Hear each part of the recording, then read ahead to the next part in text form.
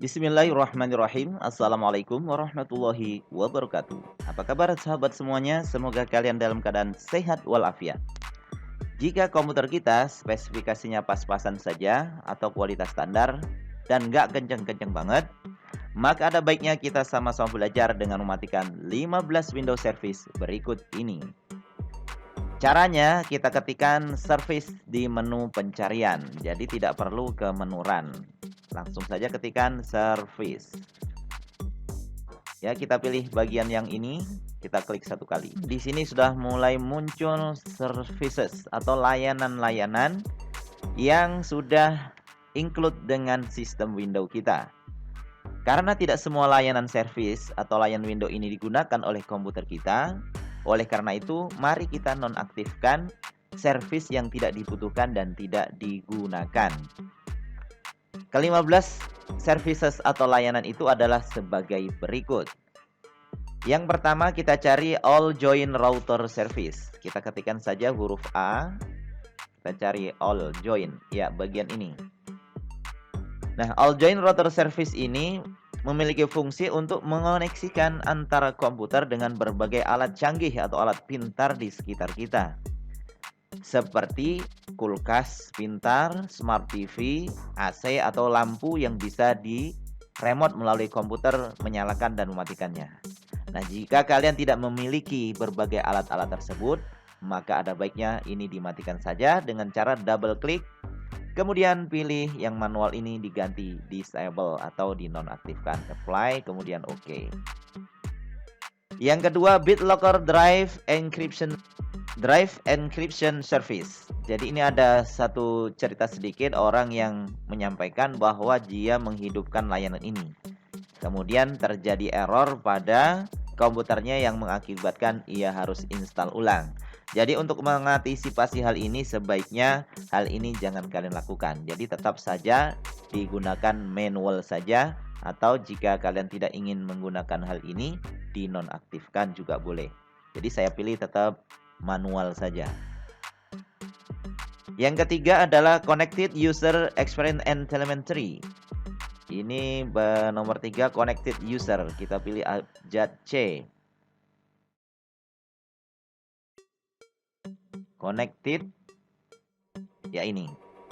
Nah, ini banyak ditemukan komplain-komplain dari pengguna Windows yang terkait dengan layanan ini, sehingga kemudian Windows memutuskan untuk tidak menggunakan layanan ini dengan cara dimatikan. Dan alhamdulillah ini sudah otomatis dinonaktifkan oleh pihak Windows-nya. Yang keempat, Distribute Link Tracking Client. Ya, kita cari abjad D, distribusi link. Yang ini. Nah, ini parah banget teman-teman. Jadi jangan sampai ini otomatis seperti ini. Karena apa? Jika kita tidak ingin mendistribusikan link-link dari komputer kita atau sharing ke komputer lain, maka sebaiknya ini dimatikan saja. Karena untuk apa? Karena komputer kita gunakan untuk sendiri saja atau personal komputer. Jadi pilihannya klik double, kemudian otomatiknya dimatikan. Apply, kemudian OK. Yang kelima, Download Manager, Download Map Manager. Ya, ini juga sama. Ini gak usah otomatis karena kita tidak memerlukan map untuk mendownload dari sistem Windows atau Microsoft. Jadi karena ini tidak kita butuhkan, karena kalau kita mendownload kita hanya menggunakan Internet Download Manager atau download langsung, jadi ini tidak perlu. Jadi kita matikan saja dengan cara double klik, kemudian otomatiknya kita ganti disable, kemudian apply, pilih OK. Jadi ini sudah dinonaktifkan. Yang keenam, kemudian ada fax, layanan fax. Ini, wah, di zaman seperti ini saya kira teman-teman sudah tidak menggunakan lagi mengirim data dengan fax ya. Karena internet sudah canggih, WhatsApp juga sudah kita miliki, email juga hitungan detik udah nyampe. Jadi fax ini untuk saat ini sudah jarang kita gunakan.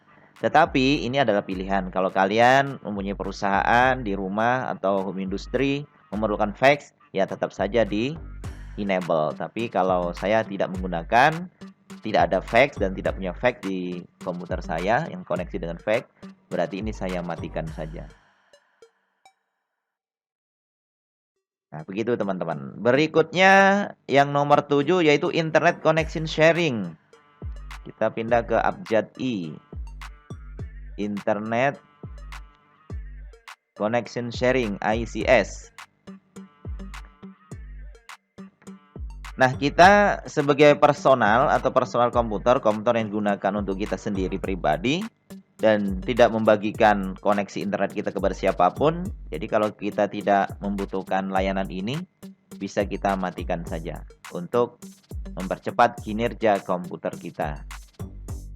Seperti tadi caranya, pilihannya ada automatic, ada manual, ada disable. Kita pilih disable saja, apply kemudian OK.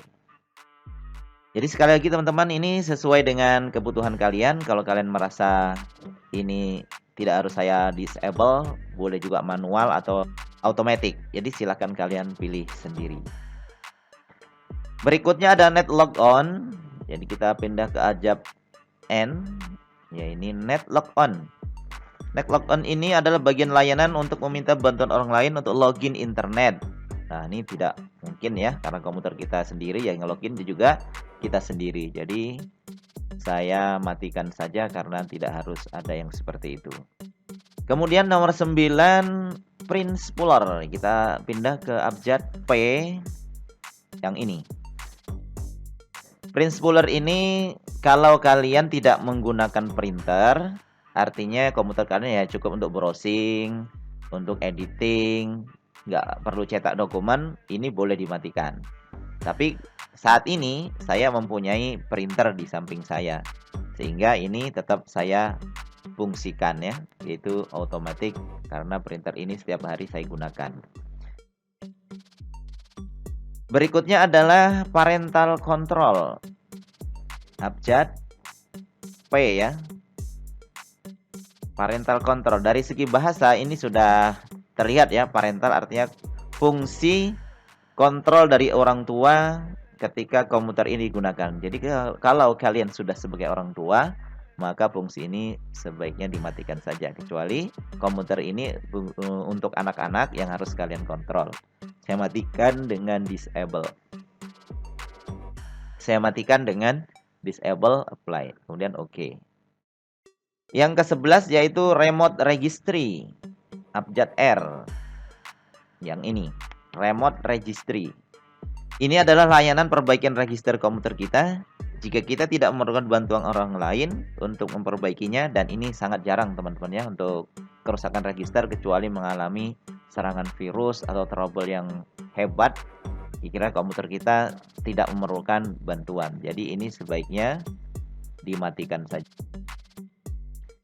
Yang ke-12 yaitu TCP/IP NetBIOS Helper, meminta orang lain untuk membantu memperbaiki BIOS lewat internet. Sepertinya juga nggak perlu, karena ini layanan jarang-jarang sekali untuk kita gunakan, meminta bantuan memperbaiki BIOS lewat internet.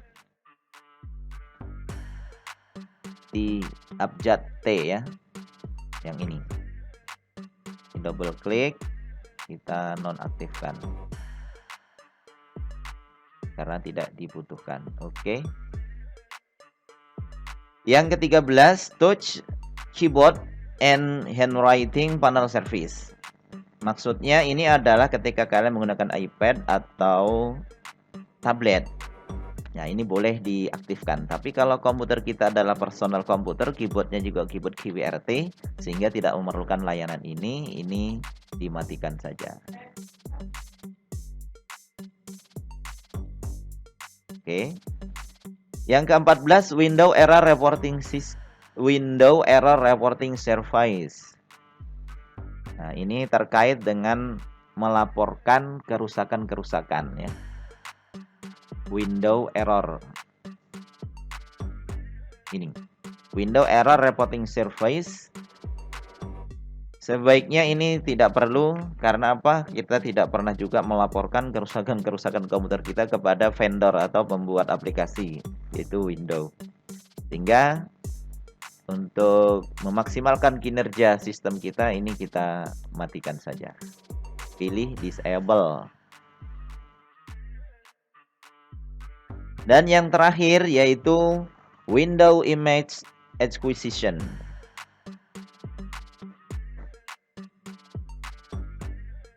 Yang ini, WIA.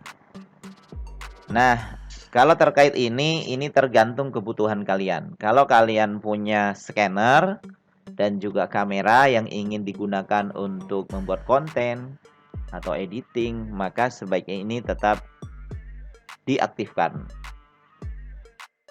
Tetapi kalau kalian tidak mempunyai scanner, tidak juga mempunyai kamera untuk kegiatan koneksi yang menghubungkan antara komputer dengan kamera ataupun scanner, jadi boleh di disable. Tapi karena saya menggunakan kamera dan juga menggunakan printer dan scanner sekaligus, maka saya tetap mempertahankan fungsinya ini menjadi otomatis. Nah, begitu teman-teman 15 services window yang perlu kita perhatikan, apakah dinonaktifkan atau tetap diaktifkan untuk mempercepat kinerja komputer kamu. Jika ada kesalahan dalam penyampaian, saya mohon maaf. Semoga bermanfaat. Wassalamualaikum warahmatullahi wabarakatuh.